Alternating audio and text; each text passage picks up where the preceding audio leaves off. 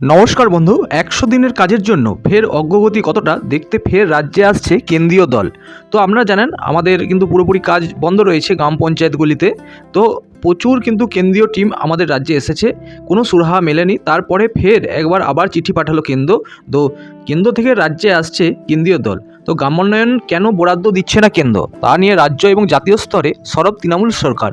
তৃতীয় এনডিএ সরকারের গ্রামোন্নয়ন মন্ত্রকের মন্ত্রী বদল করেছে কেন্দ্র, তাতে বরাদ্দের জট কাটার আশা করছে রাজ্যও।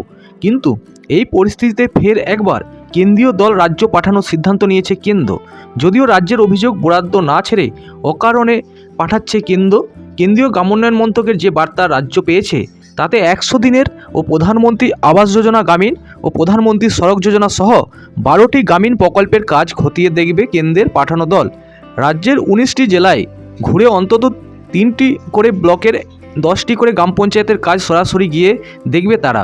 কেন্দ্রের বার্তা ও জেলা শাসক, জেলা পরিষদদের ও সিইও সহ আধিকারিকদের হাজির থাকতে হবে কেন্দ্রীয় দলের জন্য। একাধিক দফায় তারা বৈঠক করবে জেলা কর্তাদের সঙ্গে।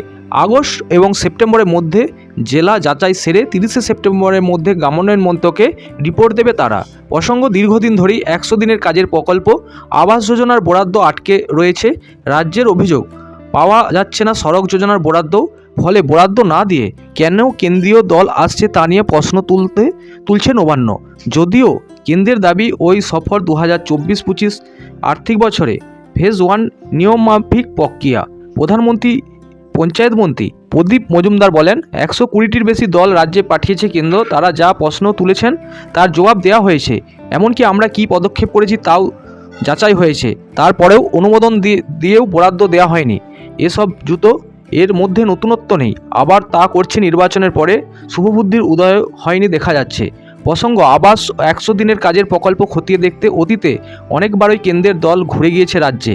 এফআইআর করে ৯/৬ হওয়ার টাকা উদ্ধার সহ উপভোক্তা তালিকা সংশোধনের একাধিক সুপারিশ করে তারা। রাজ্যের দাবি, ওই সব পদক্ষেপ করে কেন্দ্রকে রিপোর্ট দেওয়া হয়েছিল, তারপরেও আটকে রয়েছে বরাদ্দ। এখন গ্রামোন্নয়ন মন্ত্রকের মন্ত্রী হয়েছেন শিবরাজ সিং চৌহান। তিনি প্রতিটি রাজ্যের সঙ্গে আলোচনা করছেন বলে প্রশাসনিক সূত্রের খবর। এ রাজ্যে তেমন বৈঠকের জন্য প্রস্তুতি নিচ্ছে। পাশাপাশি মুখ্যমন্ত্রী মমতা বন্দ্যোপাধ্যায় প্রধানমন্ত্রী নরেন্দ্র মোদীকে একাধিকবার চিঠি দিয়েছেন, বকেয়া ছাড়ার অনুরোধ জানিয়েছেন। তারপরেও কেন্দ্রীয় দলের আসার বার্তাকে তাৎপর্যপূর্ণ বলে মনে করছেন